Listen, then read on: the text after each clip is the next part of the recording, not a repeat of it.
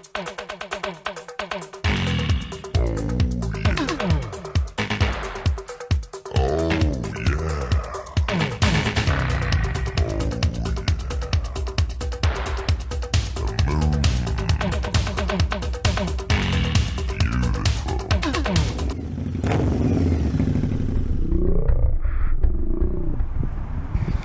what's up guys? Taking a different turn this time, stepping away from the fitness. I want to show you guys a little bit of a hobby of mine. Motorcycling, yeah, look at that, it's a motorcycle.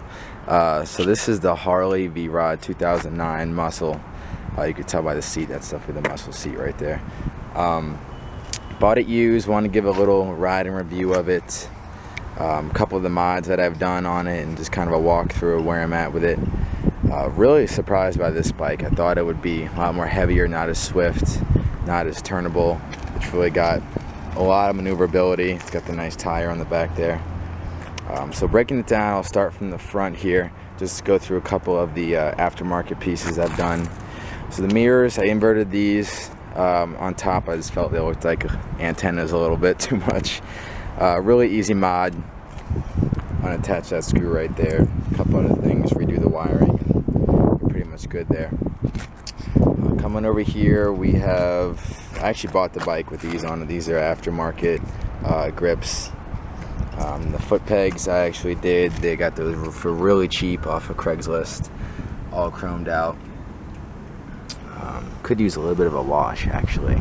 It's been crappy weather here in Richmond, so I haven't had a chance to do that. Coming over here, got the Vance & Hines exhaust on there.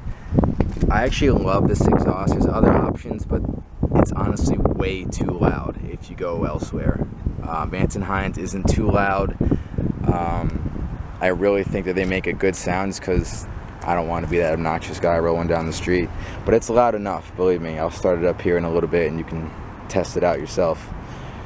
As far as the shocks go, these are actually stock shocks. I have a pair of Progressive 412s coming in the mail. They'll cut that down about 1 inch. I want to cut that gap down a little bit, bring it down to about here. In the back, that's stock 240 rear tire. Might go to a 260, I don't know. I don't want to lose too much turnability on this. With the cornering, it's already rough as it is. So I'm going to keep it as is more than likely.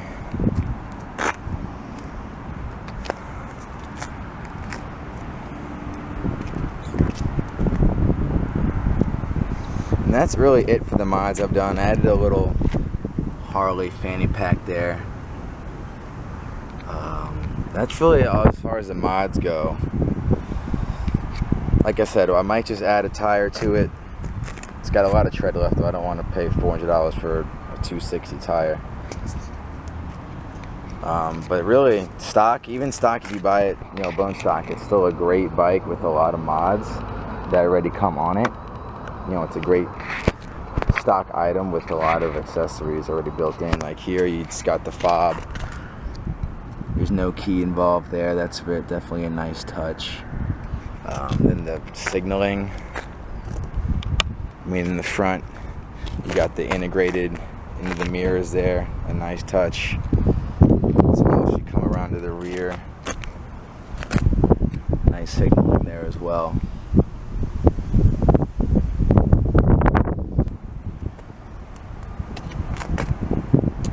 As far as rideability goes, this is what I really want to get into. It is a great bike. I'm not a big fan of Harleys. You know, I had a R6, a Yamaha, I had a Honda, and you know, Harley, I feel like American made isn't what I was going for, just because of the reliability issue there. Of course, that's debatable, but this is a 700 almost pound bike. Now it's very maneuverable. You know, I'm 180, maybe 5'9", 5'10". You know, that's a typical average weight for a rider what they make their bike towards, but this is so flickable, it's not even funny. It's kind of almost like a sport bike flickability, and I'm not even exaggerating. You know, the turns are super easy on this.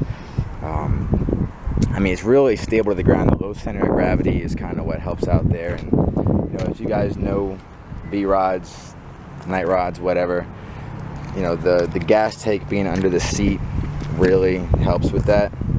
This is actually the air box. So just that low center of gravity really goes a long way with keeping it sturdy. The backrest for the passenger or the back seat, non-existent. Whoever gets on that is probably gonna be scared shit. Just being honest with you. You can get one of those, you know, passenger fenders you can drill in, but I really don't want to drill holes in this beauty. Like, I would totally mess that up. I'll leave that to the pros. But other than that, great bike. I mean, around 4,000 RPM is where it does most of its work at. Definitely, you know, a high rever for sure. I can cancel that signal. Self-canceling signals as well.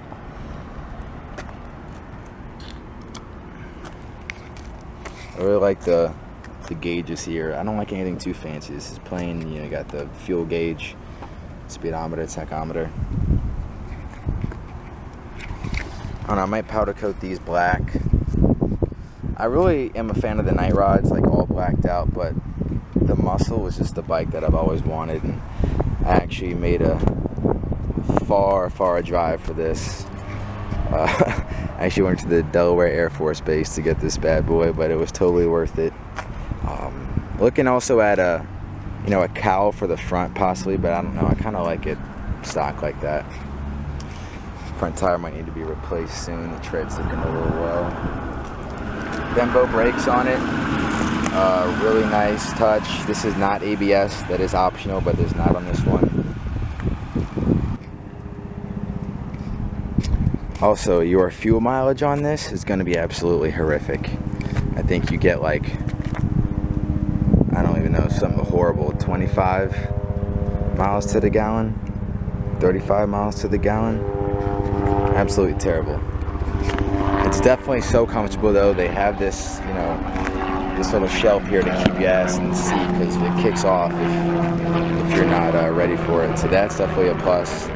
Also, with a lot of cruisers, you find that, you know, the wind kind of beats you up at high speeds because you're so upright. With this, you're a little more aggressive into it. So you're kind of hitting the wind at the right angle. You don't have to feel like you're getting blown off the bike here. But yeah, if you're taking this for like a cross-country ride, be sure to empty your piggy bank for those, for that gas mileage there.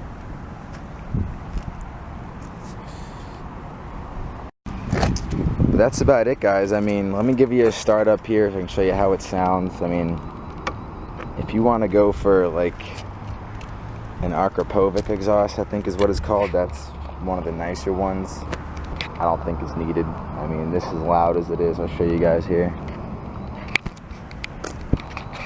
Let me actually put it in neutral first.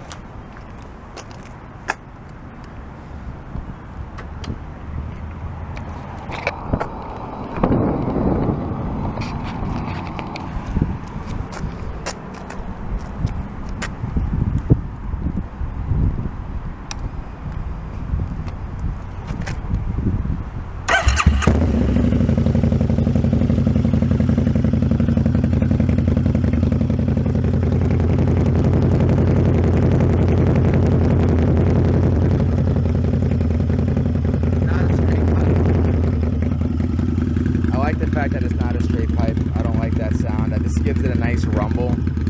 You know, I really don't like it when it just sounds like a bunch of noise. There's a difference between a nice sounding exhaust and just a bunch of noise. And this Vance & Hines gives it a nice low rumble. When they get up to speed, it really takes off.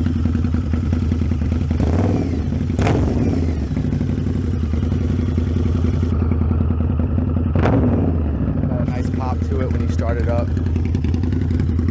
I mean, you got to be really lucky to find this for a good price. I was. I mean, I couldn't pass it up, honestly.